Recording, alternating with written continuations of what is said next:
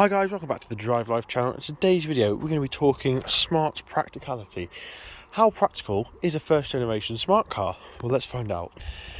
Now, you'd be forgiven for thinking that this isn't the most practical car. It's tiny, it's as long as another car is wide. So what can you actually fit in it? How does it work in everyday life? Well, here's the first example. As you can see, it's nice and tucked in the verge here. You wouldn't be able to fit a normal car in this space. Because it's a smart car and it's tiny, you can fit a car in this space. So in terms of practicality, ease of parking, it's brilliant, because it actually fits in so many different places. If you need to parallel park, you can actually fit it between two cars nose in, a bit like that. So imagine you had the two cars, one either side, sort of facing that way. This fits in that way, meaning that you can pretty much create parking spaces wherever you like.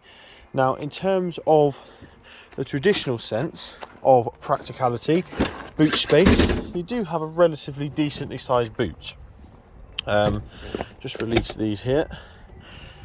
Otto the Labrador fits in there quite well. You could fit probably a month's worth of shopping in the back of it, and as you can see, I'm using this area behind the seats here. I've got oil, car wax, a few rags, and Otto's blanket there, so you can fill it up with stuff. Me and Mrs. DL and I, we go off for day trips in this, and it works because you have the dog, we have a bag or two, and we manage. I'll explain how we manage in a minute. But yeah, as you can see, it's just really good. Now, what you can do is fold this passenger seat flat, so it gives you a full sort of long loading area, so you can fit planks of wood and stuff like that in. It actually makes it really useful. They've got solid metal backs as well, which is nice. So let's take a look at the interior. Oh, well, this actually, before we do that, this tailgate here can support 100 kilos, so really easy for lifting heavy things onto and sliding in. And you've also got hidden storage under here as well. Let's have a look inside.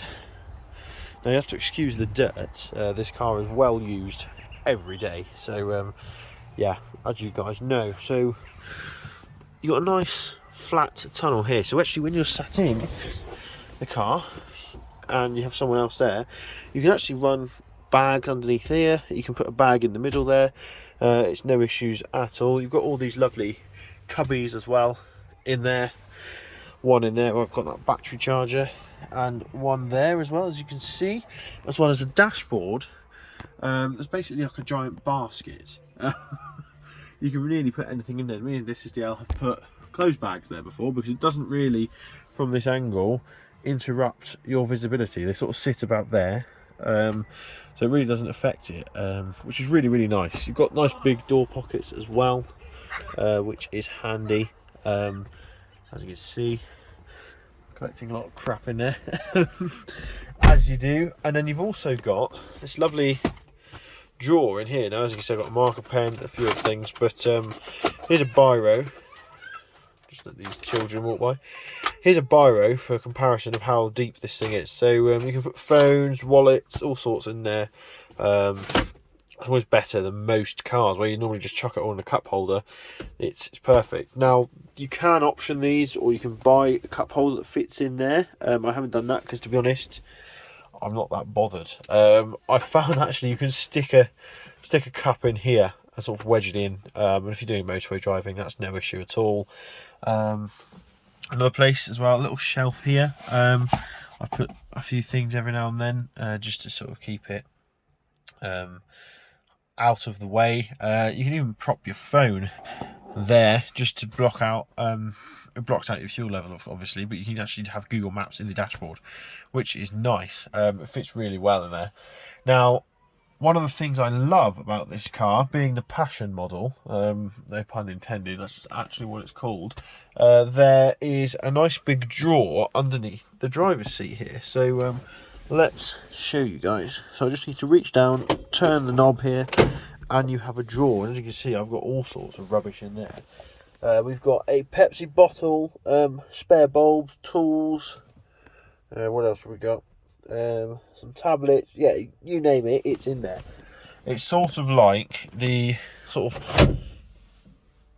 maintenance drawer I use it as, really. But you could fit, again, bags, clothes in there if you wanted to. And really, you can do as much as you want with a smart car. There are ways to do anything in there.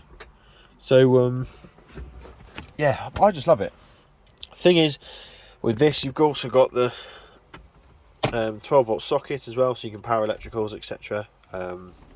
This car being the LPG, even cheaper to run. So in terms of practicality to live with, for my needs as sort of a commuter, it's brilliant. You really, really can't go wrong. I mean, to pop into town, go to the shops, which is, to be honest, what we bought this car for, was sort of a popping into town and go to the shops car. Then you really can not find, well, you can't find anything better for what it's for. So yeah, thanks for watching. Don't forget to like, comment and subscribe. I've got plenty of plans for this car. I'm going to be fixing the roof because currently that doesn't work. And also, if you have a hard top, you get slightly more room as well, because this slanty, sporty profile, as Smart called it back in 2003, isn't the most practical. So yeah, you can definitely, it's a bit more square, if that makes sense.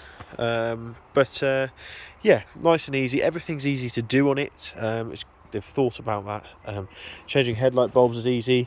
The engine's in the back, so all you need to do is just open the boot and you can access the engine. Just genius. The whole car is genius. So thanks for watching. Don't forget to like, comment and subscribe. Now you know how practical first generation smart car is. I think the fact that you can fit the dog in it is just brilliant. Like I said, he's a 1-year-old Labrador. He loves this thing because the engine's warm underneath him. It warms his bed, so he's basically got a heated bed. Yeah, brilliant little car. So thanks for watching, and I'll see you next video. Cheers.